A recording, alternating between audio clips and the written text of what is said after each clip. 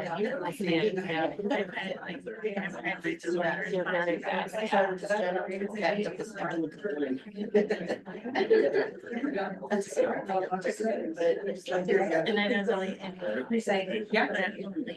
right, it's 6:30, so I'll call the March 2025 regular board meeting to order. Please stand for the pledge of allegiance. I pledge allegiance to the flag of the United States of America and to the republic for which it stands, one nation, under God, indivisible, with liberty and justice for all. First up, Dr. Looney. Great to be here tonight with the high school student spotlight. But before we start that, we had a special group that wanted to come up and say a few words for Board of Education Appreciation Month. So leadership class, please come on up. I think Sydney had a few quick words to say.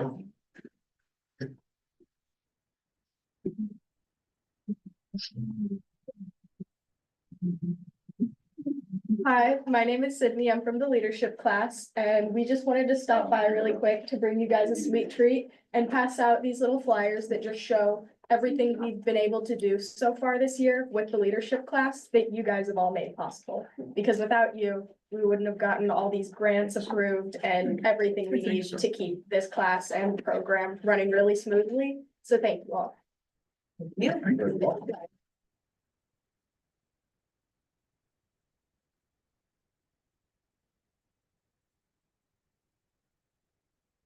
At the high school, when it's our turn to do our spotlight, we do very important people, VIP awards. We start with 3 different categories: academics, character, and activities. And we're going to start with academics. Unfortunately, our academic student cannot be here this evening as he's recovering from a surgery for an ACL tear. So Braden Kiefer is a junior at Valley Park High School and is currently ranked first in his class with a cumulative weighted GPA of 4.611. Braden is not only a dedicated scholar, but also a student who exemplifies hard work, curiosity, and a commitment to excellence. Beyond the classroom, Braden is a well-rounded leader. He is a member of the National Honor Society, the FCCLA, the Leadership Program, and the Chick-fil-A Leaders Academy. He also is on the basketball team and has been instrumental in organizing students to participate in our Scholar Bowl. Most recently, he's helped lead a team of FCCLA students to a first-place finish and a state championship in our Life Smarts competition, showcasing his ability to inspire and guide his peers to success. Sets Braden apart is not just his academic achievements, but his leadership and vision. He's a student who leads by example, demonstrates integrity, and continuously seeks ways to elevate those around him. We celebrate Braden Kiefer tonight.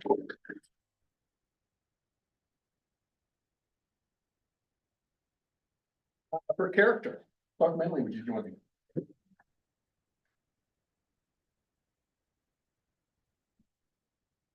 Clark embodies the qualities of leadership as a student, athlete, and member of our school community. Clark's commitment to his personal goals and future success are evident in his consistent academic performance. Clark has consistently enrolled in rigorous courses and has earned a weighted cumulative GPA of 4.22. Although he has a challenging course load and demanding schedule related to his involvement in multiple sports and activities, Clark continues to find ways to serve the community and lift others. Clark does not seek attention or recognition. Instead, he ensures that his peers are celebrated for their successes, be it athletics, clubs, or even in the classroom. Clark demonstrates sincere empathy towards others and conducts himself with the highest integrity in all situations. During his time at Valley Park, Clark has engaged with the various service projects in school, as well as volunteering over the summer months at a camp for younger kids. Clark embodies the character and compassion we hope to see in all of our students. Thank you, Clark.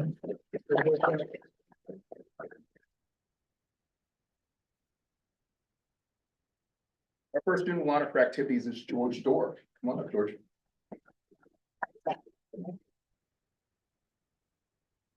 George is a junior at Valley Park High School. George is an active member of the school community and a great student. George is responsible, respectful, compassionate, empathetic, and a true lover of learning. His goal for learning isn't to achieve the highest grades, but to expand his understanding of the world and become a more well-rounded person. This is evident in George's involvement in various clubs and activities at Valley Park, including band, student council, and all of our VPHS theater productions. George was also selected to attend Missouri's Boys State in the summer of 2025. He's an amazing young person that always brings a positive attitude and smile to those who he encounters. Thank you, George.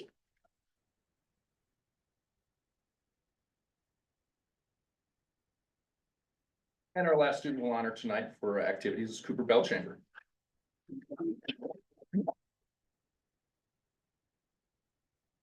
Cooper is a tremendous student athlete and a leader amongst his peers. He has participated in soccer, basketball, and baseball throughout high school while maintaining a rigorous academic course load.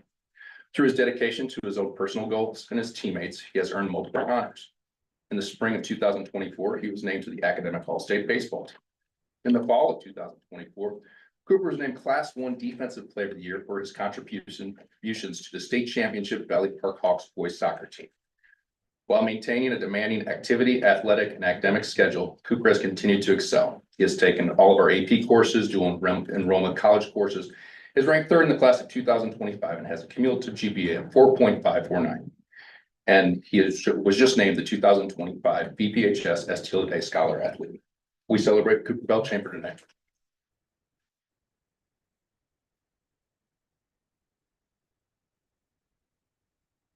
Thanks for all you guys do. Appreciate you. Thank you, Dr. Ernie. Next up, performer of the month.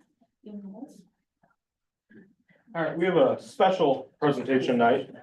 March is National Music in Our Schools Month, and we're very excited about the success of our music students here in Valley Park School District. This year, we have 2 high school students who qualified for the Misha State Music Competition, Jermisha Lewis and Ruthie Inman.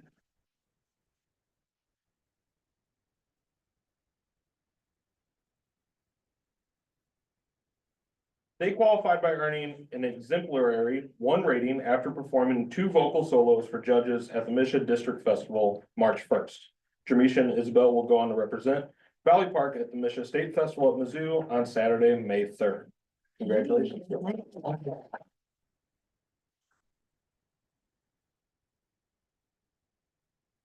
On top of that, our middle school choir competed this year at the St. Louis District Large Group Festival at Crestview Middle School. They performed for 3 judges, earning a 1 rating, the highest possible score given to competing ensembles.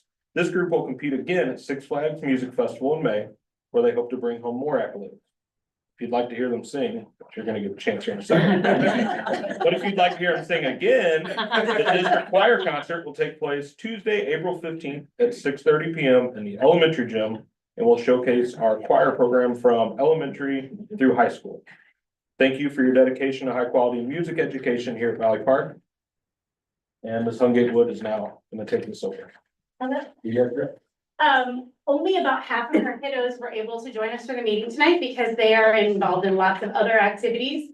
So without a full ensemble, we're not going to perform for you with less than half of us here. But I wanted to show you our award that we brought, just present it to the board and say thank you for supporting music education here at Valley Park. Thank you.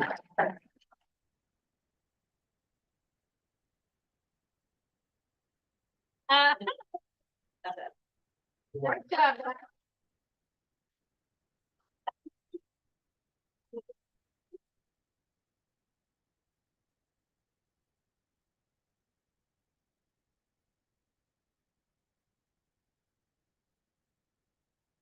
Thank you so much for having us, and hope you can make it to our concert, which is on April 15th. Congratulations. Congratulations. Thank you. And yeah.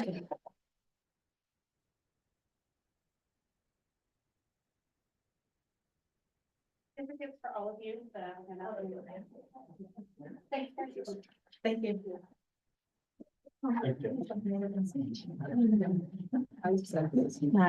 Congratulations.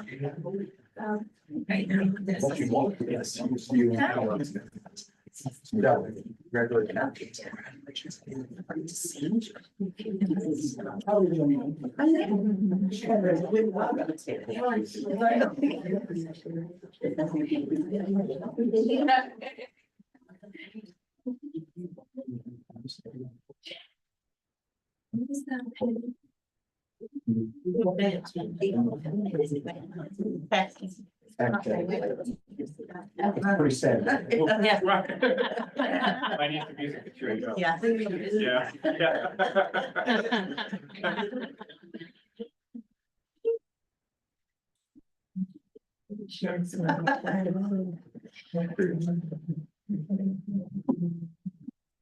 All right, next up is our special school district update.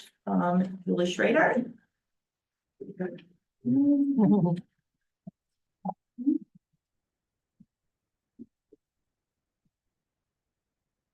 Thank you for having me this evening. I was just looking back at my years in Valley Park and I'm finishing, this will be the end of my 12th year in Valley Park. So I'm always very excited to share everything that our special education team does here for our students in our community. Big focus for this year will just be an update on all things programming, staffing, budgeting, and then obviously our student achievements. I always really try to align it with our Valley Park mission and values, so focusing on our students, our team, our community, and then our resources. Will it go picture by picture, Josh? Doing presentation there. It's a presentation. Okay, so I'll kind of go picture by picture. I thought they were gonna blow up a little bit bigger on the screen, but kind of left to right. One of the biggest things that we've been able to do here is really working with our Special Olympics athletes. And this year we extended that to do Unified Special Olympics, which allows our Valley Park students to go with our athletes. And we did that at the bowling alley here in Valley Park. And so from left to right, and hopefully if you have this up on your screen, you can see them a little bit clearer. But we have students getting presentations on that first slide, or that first picture. On the second picture is our normal Special Olympics that we do with Special School District. And the reason why I highlighted this picture is the student that is in that picture is one of our 5-year-olds. And he has some very big sensory needs. And so we were really worried he wasn't going to be able to participate because it's a very large event. But with the collaboration with one of our wonderful paraprofessionals, Christina Matuzzi, and then his team, they handcrafted headphones that have socks over them so that he could actually wear those and then participate in Special Olympics. And so that looks like a really small thing, but for that student, it was his first time he was ever able to participate in an event like that. The next one we have highlighted at the top middle is one of our Best Buddy events. And then the polar plunge to the right of that. So with the help of Shayna Dorr and Danielle Fox and a lot of our other staff members, the Best Buddies program is really taking off at both the high school and the middle school level. And then on the bottom 2 slides in the middle, that is Nikki White. And we shifted our parent-teacher conferences this year for some of our families of students that have more significant needs. We tend to have daily communication with those families. And so the purpose of parent-teacher conferences is kind of a replication of what we do every single day. And so instead of doing those typical conferences in the fall and the spring, we did what we're calling family circles. And so we're inviting all of our families to come in together at that same time to build community with each other, learn and grow with each other, and then just build that team that extends out into the community after the school hours. And then on the bottom right, just one of our guests that we had in school. And so this is a dental hygienist dressed up as a tooth. Don't know what that is. So just, you know, we have a lot of students who have those sensory needs again, that they fear going to the doctor, going to the dentist, going to the eye doctor. And so having somebody come in a very fun, engaging way, a part of that, you know, larger belonging piece of community. This slide really speaks to some of the grants and honors that our staff and our students have been interacting with. Jamie Pappin wrote a grant through Special Education Foundation for Movement Matters and really worked to equip her classroom with some new standing desks, some bikes that have desks attached to them. So very similar things that we're doing for our adults, and then in some of our other spaces here in Valley Park, just really mirroring that in that special education setting. We have one of our student honorees from the board, and then both Danielle Fox and Christian Warner have also been recipients of grants, and then also the Emerson Award, and then the Key to the Classroom for Special School District. And then last and not least, just really working on our team and that connection to Valley Park and looking at our resources. So just staff engaging in some of that professional learning opportunity, obviously attending some wonderful soccer games this fall. And then one of the runs that I did with one of my staff members this fall. And then here's the great stuff, the data. Very, very proud of our team this year, our reading growth. So we're really looking at FastBridge, but I have some other data below as well. But from fall to winter, we had a 12% increase in that reading score, based on that assessment, which is huge. And then the math, which is 21% increase, again, it's one of the top in the county. Our screening rates, that's been something that we've really focused on, because if we're not screening and we're not taking data, we can't really look to see how our kids are doing.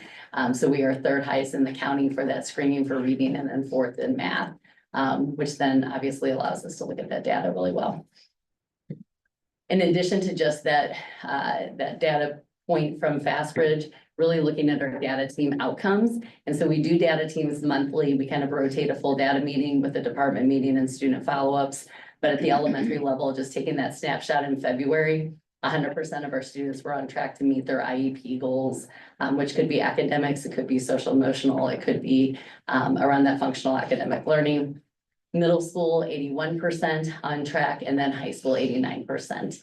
And then when we problem solve, it's really important for us that we are looking at multiple sources of data and then leading with action plans for our students, which 100% had through that data team process.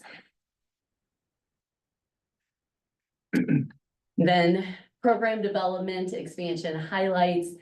One thing I'm really proud of our team is what we do with our community-based instruction. We do that within campus and then out in the community as well. For the last couple of years, the priority has really been through CareLinks program at the high school. Since Danielle Fox came on board a couple of years ago, we've really expanded that to look at middle school as well.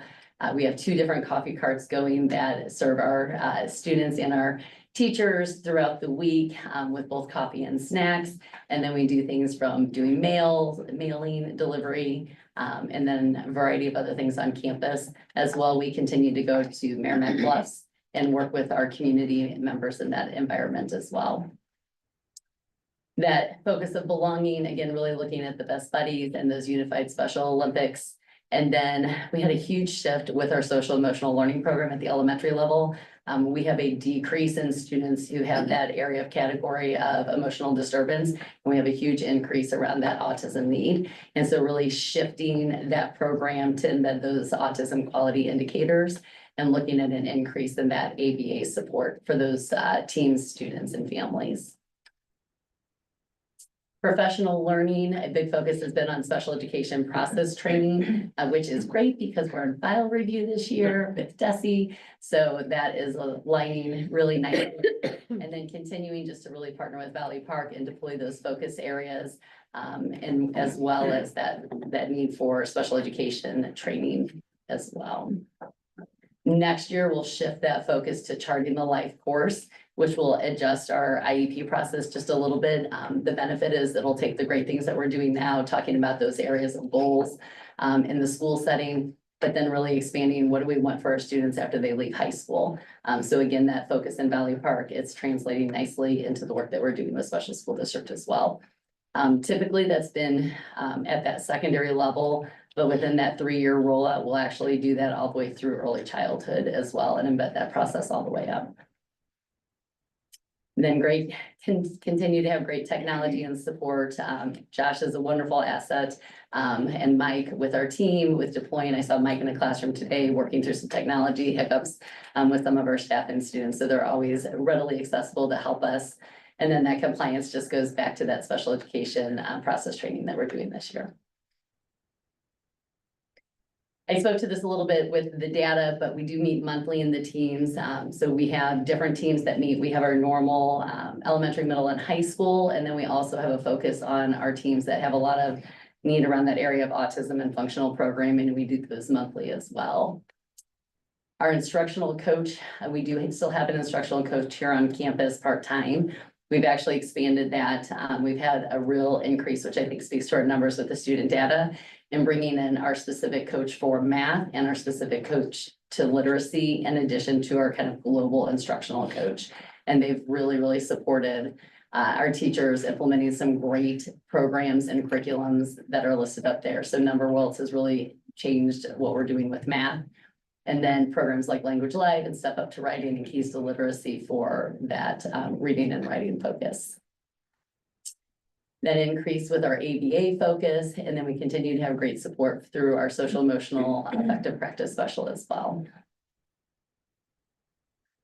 And this is a huge slide here for Valley Park. If you haven't heard, we've had a lot of shifts with what our budget looks like countywide through special school district. One of my priorities when I came to Valley Park was making sure that our community got what every other district was getting. So our numbers are smaller, but our students, if I only have 2 students in 6th grade that need a specific service, they should get it just like our students in Rockwood would be getting or Lindbergh. So I did a lot of work working with special school district. Raw numbers, we could have had a lot of reductions on staffing and we're only losing 1 and it's through retirement. And so that's Lisa probably knows firsthand. This has been a really complicated year for special school district and I'm really proud and happy that they honored the work that we need to continue to do here in Valley Park. We'll continue to focus on optimizing those natural schedule opportunities and programs with all 3 levels of our school. Really looking at that proactive scheduling, and again, focusing just on that specialized instruction through special education. No real budget cuts or changes for us as well. And then just continuing to prioritize those resources to get them in our teachers' hands so they can do what they need to do with our students. And again, thank you. I love what I do here. This is my 12th year. I'm proud to serve our community, our students and our staff. Thank you for what you do. Thank you.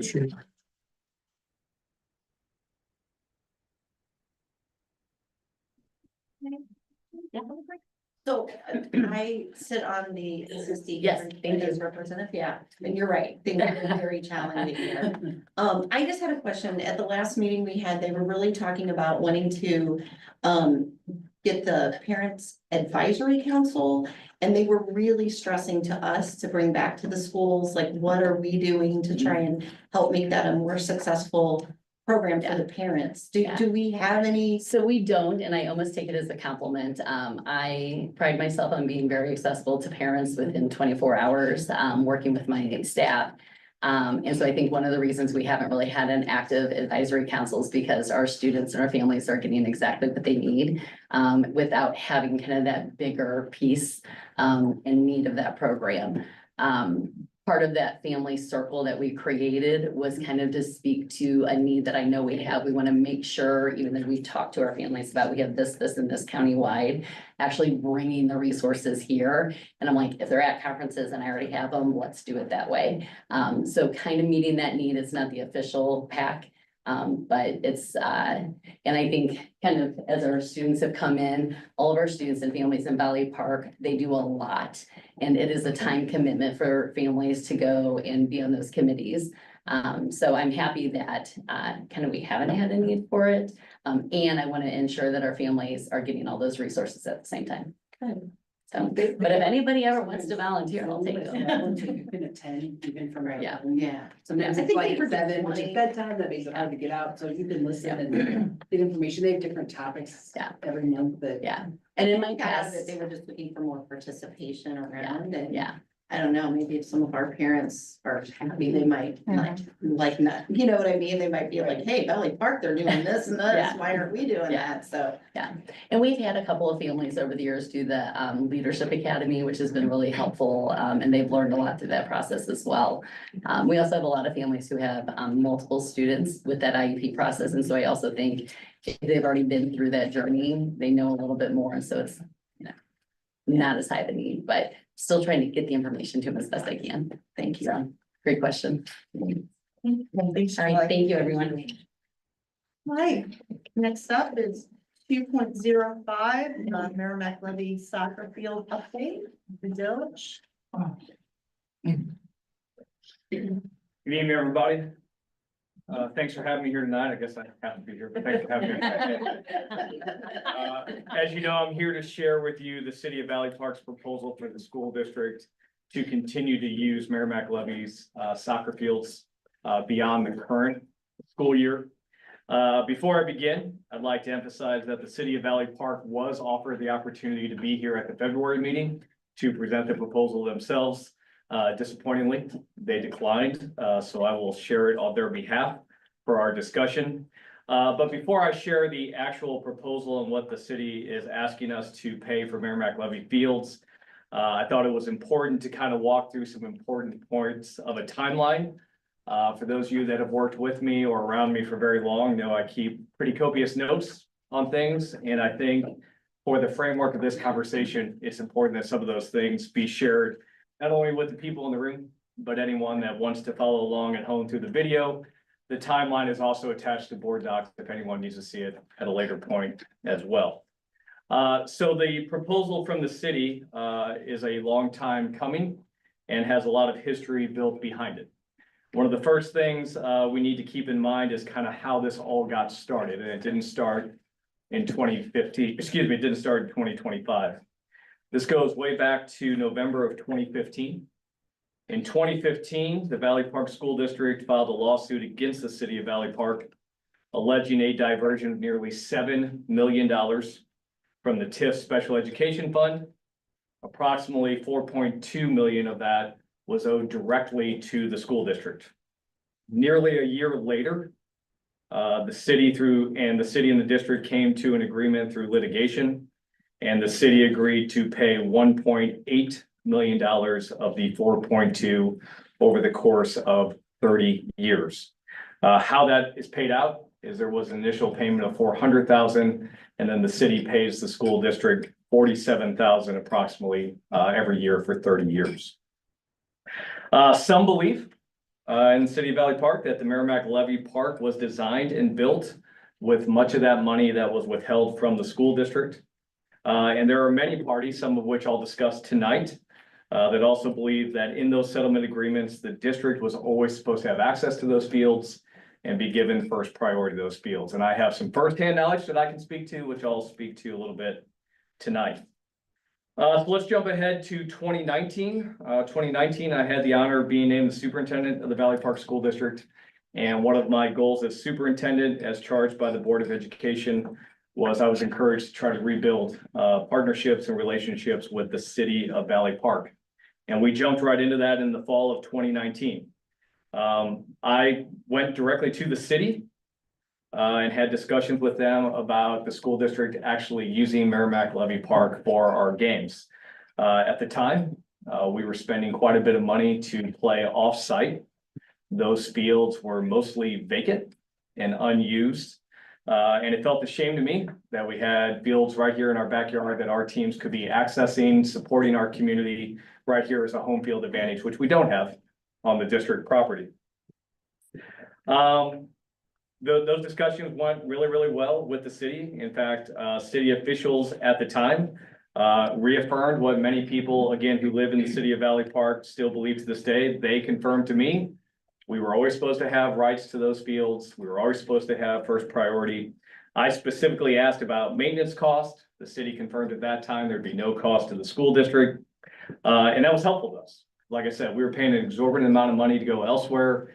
We were never getting first priority elsewhere. It was taking a lot of time to get there. We'd be bumped for club games, on and on.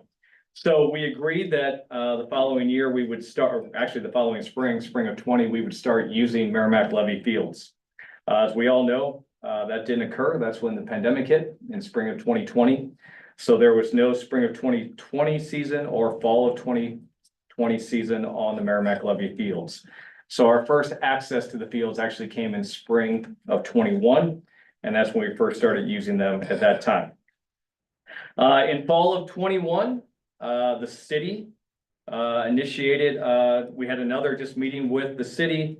They shared some plans, which many of us have already seen taking place. They shared they were going to try to get some grants for lighting and sidewalks and some just general improvements. We were very excited about that. In 2021, they continued to reinforce we could use them as a school district with no cost, with the exception of striping the fields, which we have been doing ever since. The partnership was going so well in fall of 2021 that not only did we play soccer games down there, but when we were chosen to host the district softball tournament, we actually played some early round games both here on the campus and at Merrimack Levy Park. The city actually put that all over their social media pages, did some videos, some aerials. It was a really cool moment for our kids and our community. Then in May of 2022, the city requested a meeting to discuss field usage. In May, there were multiple email exchanges trying to schedule a time before a meeting was finally made with the city in July, late July of 2022. That was the first time since I met with them in the fall of 2019 that the city stated we no longer had priority and they were going to request payment for the field use. At that time, I made it clear to them that we did question a number of things, including where this was coming from. We didn't get any answers at that time. We also brought up that the city still has a significant debt that it owes to the school district. So we were going to really struggle with having to pay for something, knowing they already owed us quite a bit. At the time, the city cited that Rockwood and Parkway school districts are examples of districts that pay for field use. When I asked for verification of that, I have never received it to this day. At that time, no fee structure was provided. The city claimed that the fields cost $24,000 to maintain annually. Point I want to make about maintenance in general before we go too much further is the city is required to maintain those parks and those fields regardless of the Valley Park School District or anyone else using those. That's part of the city's property to maintain. Our next meeting came in August of 2022. The city, despite many requests from myself and Mr. Coates, who were all part of those meetings, never provided us the percentage of use the Valley Park School District used of those fields. As we know, there are club teams that have been down there for several years. The city stated Rockwood and Parkway potentially uses those fields. So we asked what our percentage of use was. To this day, I've never been provided with that information. The city suggested that we needed a written agreement. We clarified that any financial commitment would require board approval. September 13th was 2022 was supposed to be our next meeting. It was canceled by the city. It was never, ever rescheduled after that. The next time I heard from the city was July of 24. That's a big jump. September, I want to stop there. September of 22. They never rescheduled a meeting. The next time I heard was July 24 of 23. At that time, I got an email from the new city manager requesting a formal agreement. I got back in touch with him right away on July 31st through a phone call. During that phone call, he assured me the school district could continue to use the fields for soccer that fall, as in previous years, for free with the exception of striping.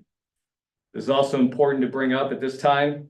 At that time, the city's policy was that nonprofits, that would be the school district and anyone else who classifies as a nonprofit, could use city fields for no charge.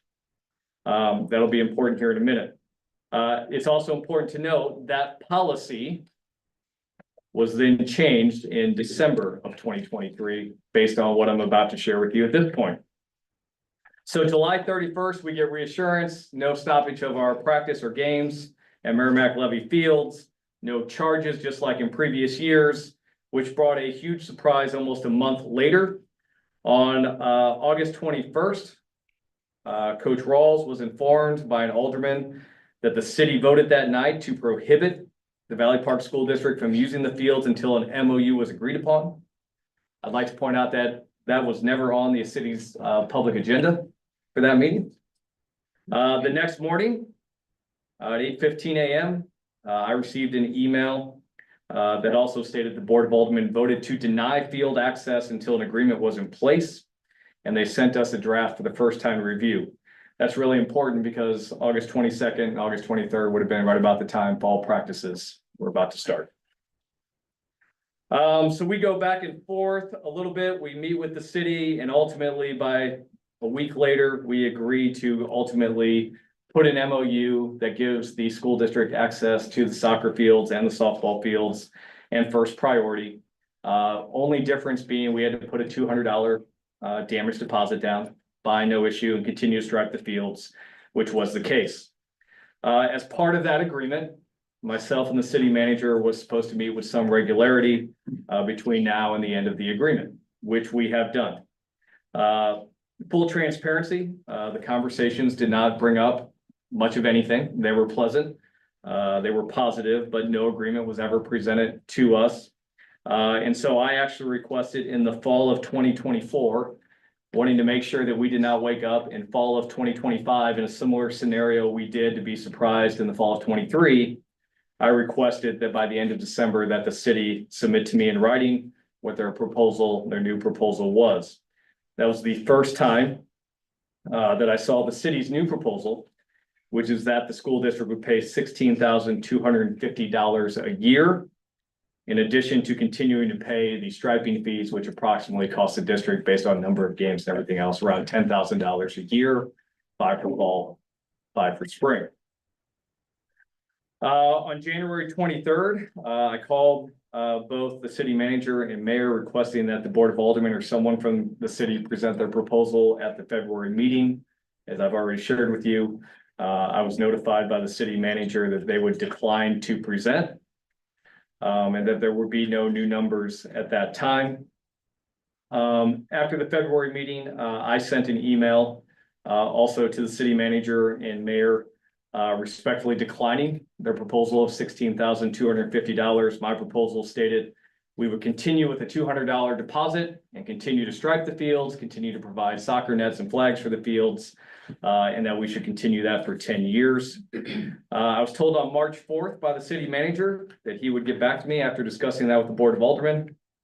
After not hearing anything, 2 weeks later, I emailed the city manager again just to see if there was any follow-up.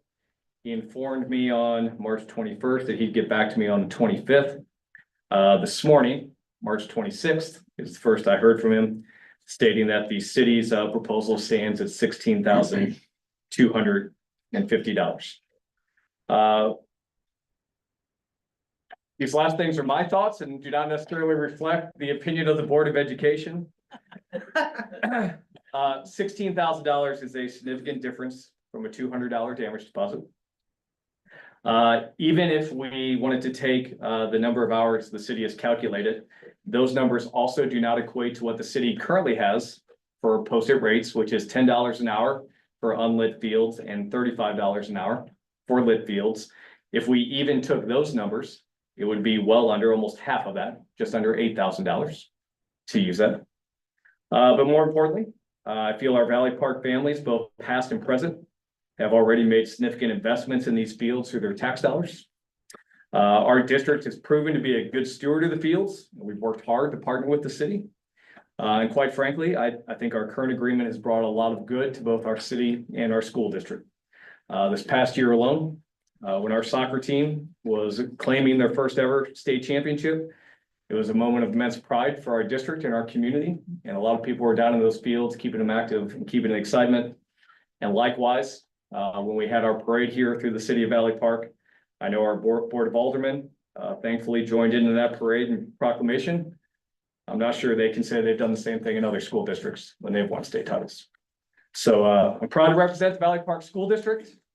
I'm obviously looking for direction from you on how you'd like me to handle this. And I thank you for your time. All right. So, $16,000, $16,250. plus the $10,000, $26,250. They say it takes $24,000 to run those fields, so we would be paying the total cost, right? Based on what they told me. Yes, and so the club that plays down there in Rockwood and Parkway will also benefit from our striping, our goals that we have down there, and all right, I'm just making sure that I Yes, ma'am. heard that Yes, correctly. yes, ma'am. Yes, all right. Anybody else have any thoughts or In questions? between the $200 and their $16,000, I felt like, has there been any conversation of other numbers between their set number and ours? Like, have we talked to them about what we think it would cost for those? So, quite frankly, in all the, I'm gonna call them meetings, not negotiations, since we signed that MOU, there was really nothing of substantial that ever came, no numbers. Okay. And I didn't have a lot of confidence numbers were gonna come unless I put a deadline before winter break. And again, I was concerned that we'd wake up this upcoming August and be in a similar situation. So the $16,250, that's the first number I've ever seen from the city. And then conversely, the first number they saw from me was the counter of, let's just keep our current agreement of a $200 deposit. We'll continue to strive and let's do that for 10 years. And then, I'm sorry, and then this morning, Right. they came back Yeah, with no changes. State. So, Pete, I'm sorry, Becky, go ahead. Oh, go ahead. So thank you for the timeline. It really helps, and I think it helps the parents and the community understand a lot better of what we're faced with and the decisions we have to make. I personally am a parent of the pre-2019 going to Soccer Park and going to Lou Fuse, which you don't know is way up in Maryland Heights, for home games. I see some moms in the crowd, girls and boys both. Practices consisted of what you could get out on the baseball field, or somebody had a pickup truck and let's all go over to Booter Park, probably not legal, but they did it. So it was a lot of running around, and I mean, quite frankly, safety is a reason. I was, it was frustrating as a parent trying to get to these games and whatnot, and it was expensive. It was very expensive. So that perspective, I'm glad we're putting it out there now because like you said, August, parents would be coming, getting ready for boys soccer season. And it's like, what in the world? Why are we in Fenton or Booter Park or, somewhere else far away and whatnot? And that's just, it's not right. And the fields actually have, I think, been pretty well. I think we take care of them. We take pride in them. I haven't heard any complaints, and it's nice to have, to get the, what's the word for it? And nobody knows they're down there. Yeah. So they see that. So I know that helps the city. And I mean, bottom line, I'm a taxpayer. We're all taxpayers here. We're getting double dipped. I mean, why should we pay that amount if somebody who doesn't live in Valley Park, doesn't pay the taxes, doesn't live in Valley Park School District, goes and gets the same rate? And you said it really isn't even the same rate. Yeah. So it doesn't make any sense. I think that we just need to find out what our community thinks before we have to make a bad decision, or I shouldn't say bad decision, a fiscally responsible decision, if we do have to go somewhere else that's less expensive. So I think we have a lot to figure out, but we have until, I guess, August. That's Isn't that right. our- Yeah, by all Our current- accounts, we're supposed to, our current MOU runs through the spring season. Okay, so through the spring, so Yeah. anyway, but thank you though, and I know Pete has a lot to say about the history. That's a mild statement. Yeah. Sitting here listening to Tim discuss the history of the school district and the city, my head's just about to explode. I sat in a room with the mayor at that time as board president, because we had litigation going on, and it was to the point that both parties were spending tremendous amounts of money on lawyer fees. And we just became adults and said, let's lock ourselves in a room and fix it. When I came out of the room, the board was waiting here, his board was down there, we got together. And we could have bankrupted the city at the time. What good would that have done? None. They admitted that there was misappropriation of the funds. The TIF was a copy of a TIF that came from Illinois long before anybody knew anything about TIFs. It was supposed to last 5 years, it lasted 23. Now, when a TIF is over, whatever money's left goes back to the TIF entities. Special school district, fire department, us. We were the biggest hit because we had the largest amount of TIF money come out. The money that was actual, the 4.2, wasn't even close to what we could have got, because we could have got interest on it. There was no way they could pay that. So my theory was, it took them 23 years to misappropriate it. Let's give them 30 years to pay it back. And it's not near enough. But to try to charge us to use something that they took money from us to build is completely unrealistic. I have no idea what the reason is. I mean, even if we weren't a school district, we wouldn't even pay this. We're being charged to try to recoup the money they're paying us. I mean, it's too obvious. My vote is only one vote, but I don't think we should pay anything that we've already given a lot more than 16,000 a year. And they just want to keep taking. You hear my side of it, that's it, I'm done. Thanks, Pete. Anybody else? Are parents allowed to put in their 2 cents? In a little bit, okay. In a little bit, yeah. I do know that several board members, attended one of the city meetings. You did. Yeah, when they were discussing, the soccer, fields at that time. And actually, Dr. Dilge had to inform them what their policy was, because at that time they were trying to charge us, and most of them didn't even seem to be aware of what their policy was on it. So that's how we ended up with the $200. Positive. Yes, yes, Right. yes. And then they changed their policy And then after 4 that, months later. 4 months later, thank you, they changed their policy.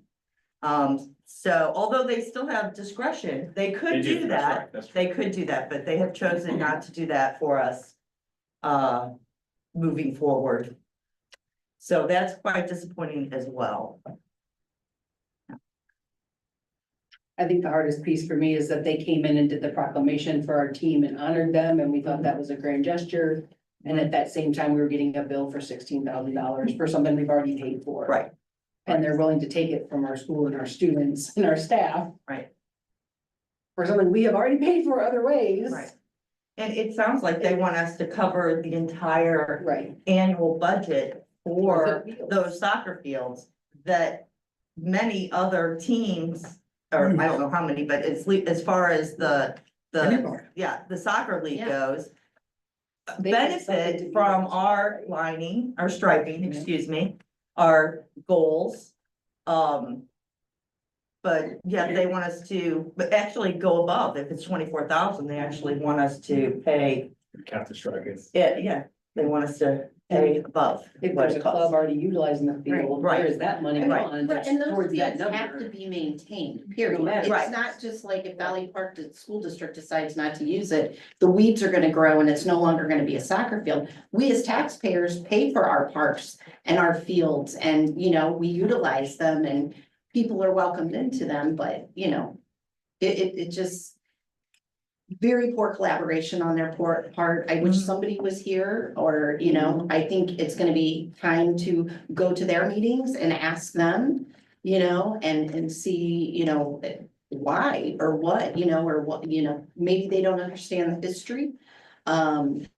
Like Pete and those that are here, maybe they do understand I'm the pretty sure history they and do they're understand. this. not happy about it. I don't know. I can't assume, but, I think it's really important that it gets out though, that the public knows, that the community knows what's going on and help us decide what we should do, So it's just, it's frustrating though, to take away from the community. I mean, you're taking it away. And just like you said, they came and had a grand gesture to show like the pride and, rode in the parade and this is Valley Park and, they came to the games and whatnot. So it's very disappointing that, they can't find a discretionary piece to just, at the very least, back it down and give us a different number. I mean, that's just. Right, Right, there's no way, it's the hard No, number. right. No. yeah, that's, No, And- yeah, consideration. that's not even, doesn't even, go along with what their website says Right. that they would charge. They're trying to charge the school district extra. Right. Well, I mean, I question who would be using the field at the same time as us, because nobody's ever out there. Yeah. No, So, yeah, how, who are they gonna get to cover that cost? And That's Yeah. what the proclamation cost you, 16,500.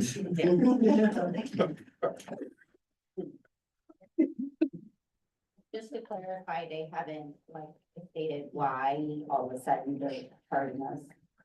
Their statement is that they calculated how many hours, which I've done the same, but their number of hours doesn't calculate to what their fees on their website would even say, so that's not accurate.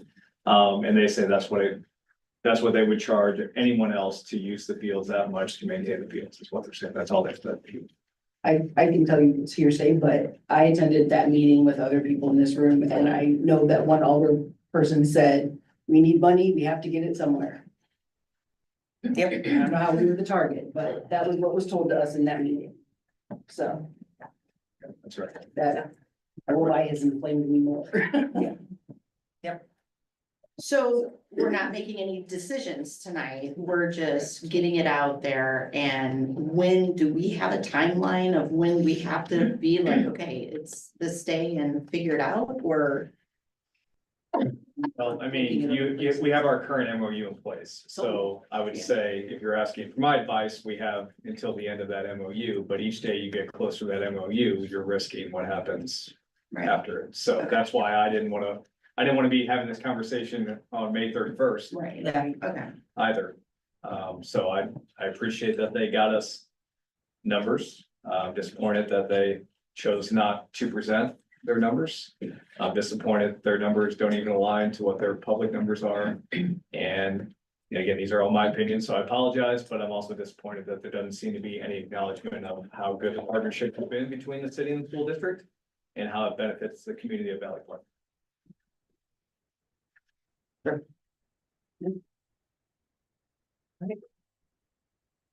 Any other questions or I appreciate the good notes and the timeline. That's Yeah. very helpful. timelines? Great, thank you very much. And for the history. Okay. All right, so we'll move on to 2.06, resolution opposing open enrollment. Dr. Dilge again. Thank you. I just like to talk because I get. All right, good evening again. Tonight I'm here to ask the board to review and consider adopting a resolution against open enrollment. An initiative that threatens the very foundation of small, community-centered public schools like Valley Park. The resolution you have in your packet tonight has been signed off on by nearly 250, approximately half of the school boards in the state of Missouri already. And I think it's time that our community considers signing it as well. At its core, public education is built on local investment, which is exactly what we've just been talking about tonight. Families in our community pay taxes to support our schools, ensuring our students have access to high quality programs, resources, and most importantly, opportunities. Open enrollment would undermine that principle by allowing students from outside our district to enroll here without contributing to the very system that supports our education. And worse yet, our tax dollars would be funneled away not just to other public schools, but also to private and charter schools, institutions that do not operate under same expectations or accountabilities as public schools do. You probably saw, if you paid attention to the news, that just this week, the governor and state of Missouri just allocated another $50 million to charter schools. Keep in mind that Missouri is one of the lowest funded for public education of any state in the nation. It's not just a funding issue, it's logistical and operational burden and quite frankly, a nightmare as well. Under the current open enrollment legislation, we would be required to accept students from across the region without limits and be responsible for both the logistics and the cost of transportation. That means Valley Park taxpayers would not only be funding students from outside our community, but we'd also be forced to figure out how to transport them from places as far away as North County, Jefferson County, Franklin County, wherever they chose to come from, at an expense that quite frankly is unsustainable. But beyond the financial strain, open enrollment poses a direct threat to small schools like ours. Over time, it'll lead to declining enrollment in districts like Valley Park as larger and wealthier districts recruit and pull away students. When enrollment declines, so do the resources, our programs, and our benefit of providing opportunities to all students. The very opportunities that make our school district special. Personalized learning experiences, strong sense of community, the focus on career as well as college explorations, the programs that allow our students to thrive would all be at risk. Eventually, small districts like ours will struggle to survive. Our students will be reduced to just another number in a larger, less personal school district. This is why nearly half of the districts that I mentioned that you can see on the screen there have already passed this resolution because they recognize that open enrollment is not about choice. It's about weakening public schools. It's about diverting public funds away from the very institutions they were designed to serve all children, regardless of background, regardless of zip code. And it's about prioritizing privatization over public good.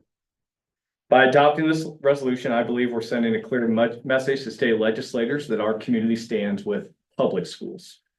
We believe in protecting the schools that serve as the heart of our town, the programs that give our students the best chance to succeed, and the future of public education in Missouri.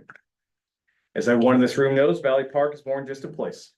We're a community bound together by tradition, shared values, and belief that every child deserves the very best we have to offer.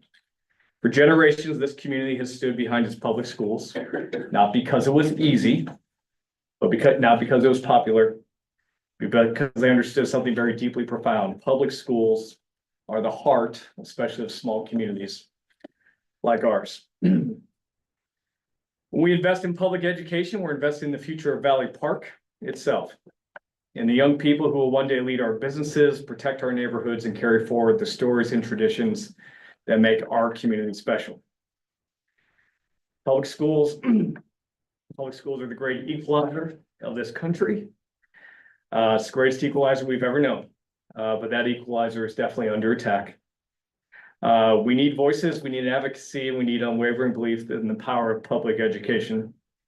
Because what happens to public schools like ours will define what happens to our community. So when politicians talk about diverting public funds to private schools, they're not just balancing budgets, they're dismantling dreams. They're choosing which communities will thrive and which will be left behind, and make no mistake, when public resources are stripped away from public education and public dollars are siphoned into private interest, it's not just about dollars, it's not just about cents, it's about erasing the very identity of communities like ours. In Valley Park, we've always believed every child deserves a chance, no matter where they come from, no matter the challenges they face. Public education is not about political affiliation, party lines, or policies. It's about priorities. Public schools are where lifelong friendships are formed, where families come together on Friday nights, where we celebrate our children's first step on the stage, and where we gather to honor the traditions that make Valley Park special. They are a promise we make to every child that their potential is limitless and their dreams are worth fighting for. So today, I'm asking you, as people that have helped build this community, who have raised your families here, who have always put Valley Park kids first, to keep fighting for public schools and public education, to keep protecting our schools. Valley Park's legacy is written in the halls of our schools, on the fields where our kids play, in the music rooms where they find their voices, and in the classrooms where they dare to dream. With your support, we'll not only endure, we'll thrive. So I strongly urge the board to consider joining nearly 250 school districts in our state, stand up for the future of our students, our schools, because ultimately our community depends on it. Thank you. Anybody have any questions or comments? So so this is a resolution, so we're stating, so if tomorrow suddenly open enrollment is out there, this just shows that we oppose that, we don't accept it, or That's how- right. So all these go to our state legislators. Okay. Stating that we are opposed to it. Keep in mind, your tax dollars would go to private charter and other public Right. schools. Conversely, so we would lose money that way. Also, people who pay a lesser tax would be allowed to attend, Right. and we do not get any equalization. There's no gap insurance, so to speak, on that coverage. And yeah, there have been 2 bills that have already passed the Missouri legislature. There is a lot of momentum in Jefferson City around open enrollment. And while a lot of the media rhetoric will talk about, rightfully so, small rural schools and the dismantling and ending of those, they often overlook school districts like ours right here in St. Louis County. I believe our taxpayers made a big commitment to keep this school district here and to keep it open. That's an investment. And so I don't believe they want their taxpayers going to some of these other private entities.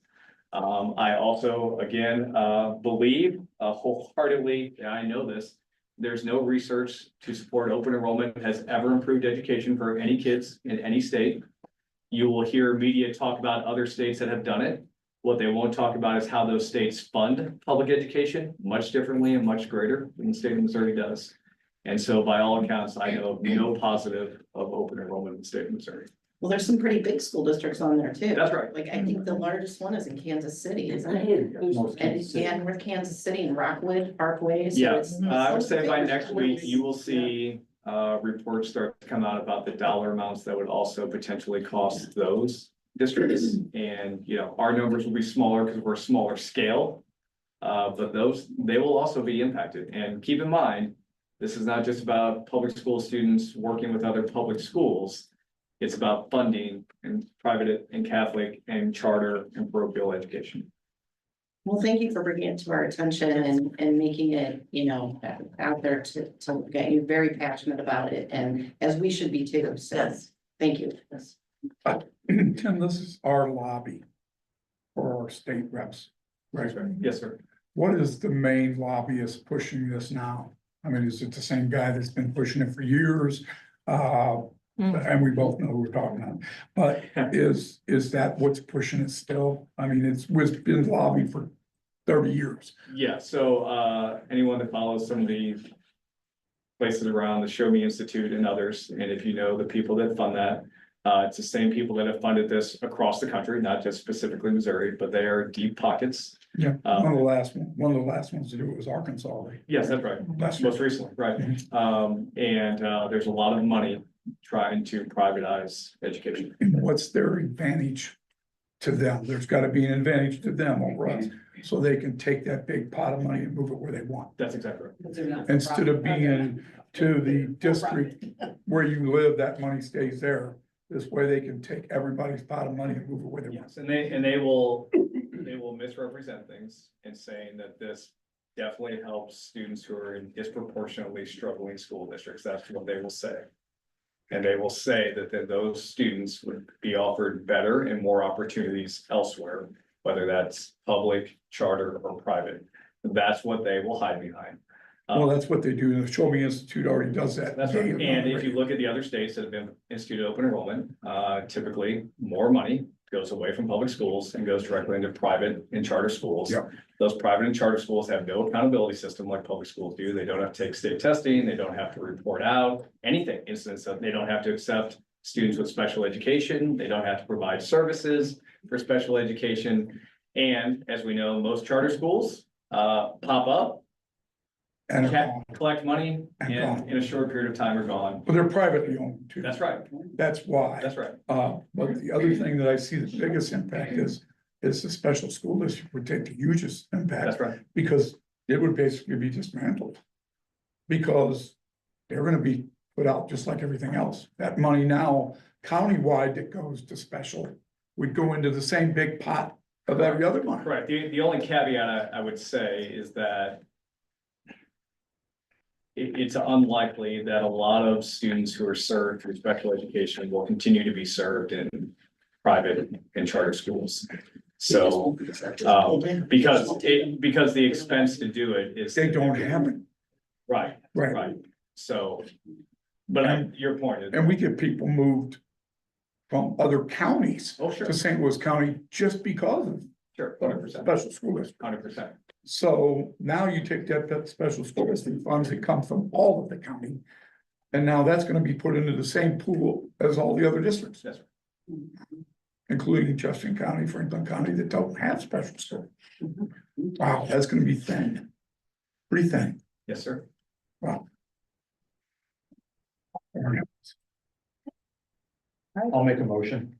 I'll second Okay, we can't, it's not on the agenda for a moment. So you have to actually, when you get to 3.01, you'd have to have a motion to amend the agenda to add it. Okay, all right, Which you can do. okay. So we'll move on to 3.01.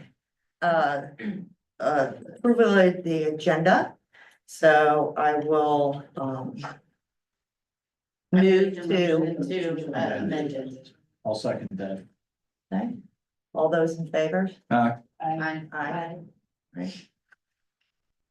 Okay, so So we're amending it to include two the, zero six, 2.06 resolution opposing open enrollment.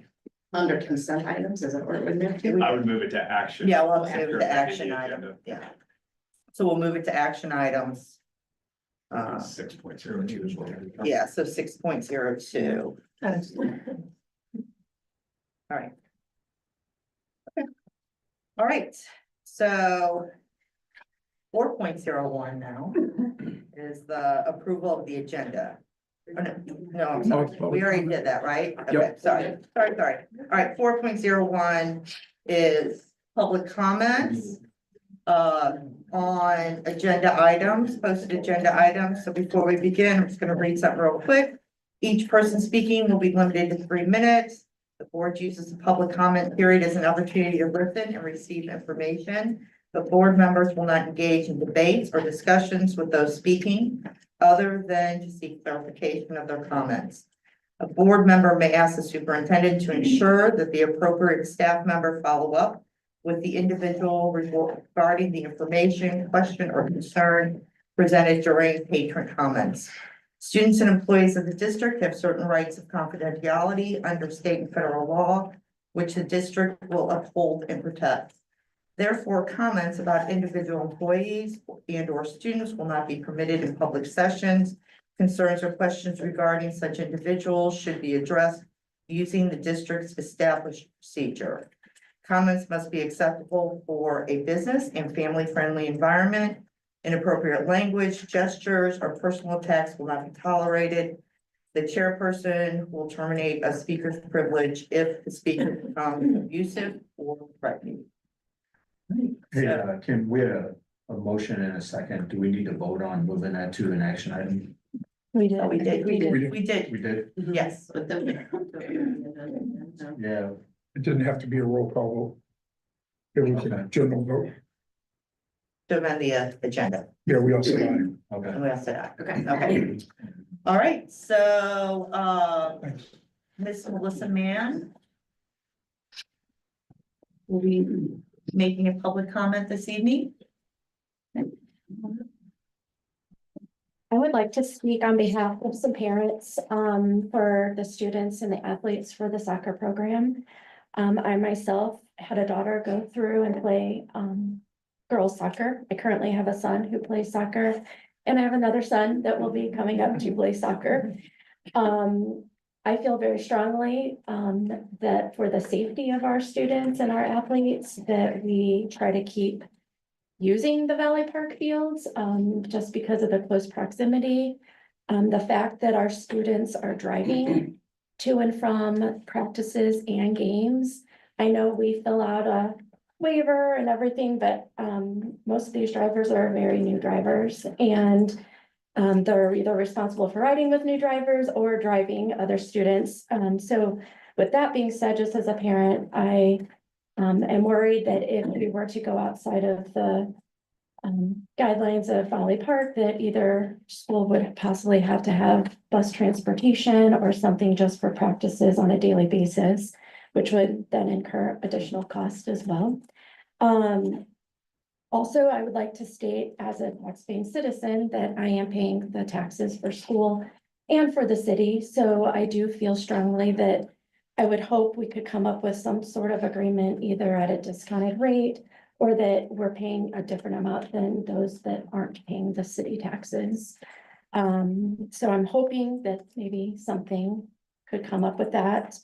Also, I'd like to lastly like to speak on this last year's state run, all the community involvement, the pride in the community. I myself had seen on social media, the city of Valley Park, the Parks Department promoting and supporting our student athletes. And just that pride in the community was very important, I think, to everyone and the athletes. So I would hope we could complete going through with that companionship, that partnership. And I think that's important, especially Valley Park being a small community, and going from there. So that's Thank you, Melissa. All All right. Okay, that's it for public comments on agenda items. Next business in order is consent items 501 through 503. Well, we added the resolution though, right? That's 602. Oh, I'm sorry, we're starting consent, I'm sorry, all right. Are there any items that anyone would like to pull out for separate consideration or discussion? 5.03, please. Okay. All right, so we will vote on 5.01 and 5.02. Can I get a motion to I'll make the approve? motion. Second. All right, all those in favor say aye. Aye. Aye. All right, 5.03. Board policies.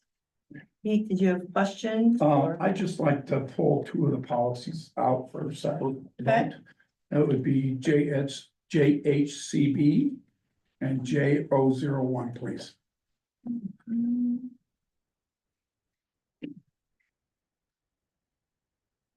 Say that again, which ones? J, JHCB Immunization of students. okay. and J001, please. Okay. Thank you.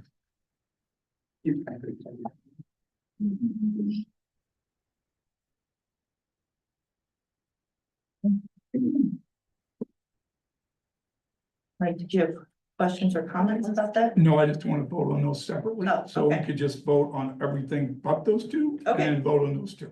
All right. So.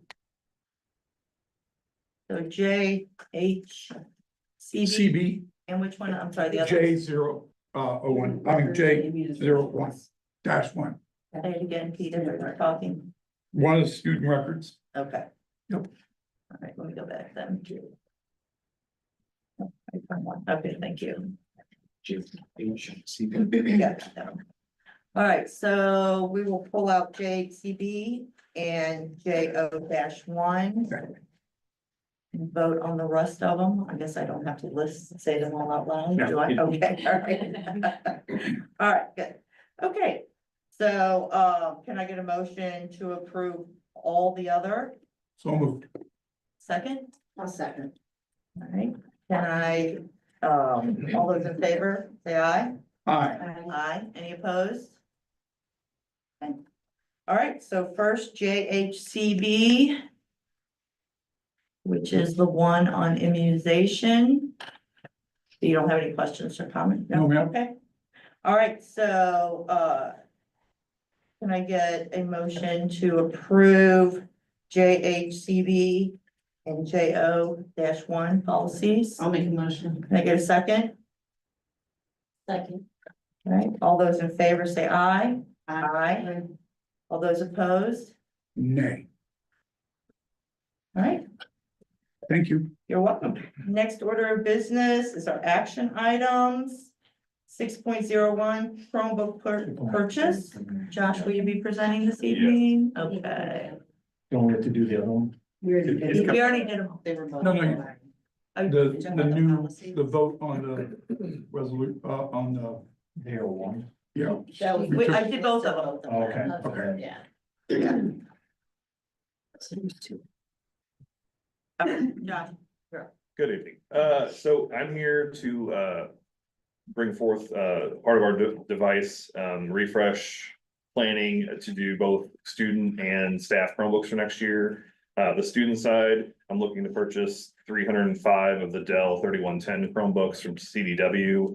These are the same Chromebooks we bought last year for students. This will complete grades 2 through 12. So all kids in those grades will either have 6 through 12 will take home, and then 2 through 5 will have those devices on carts.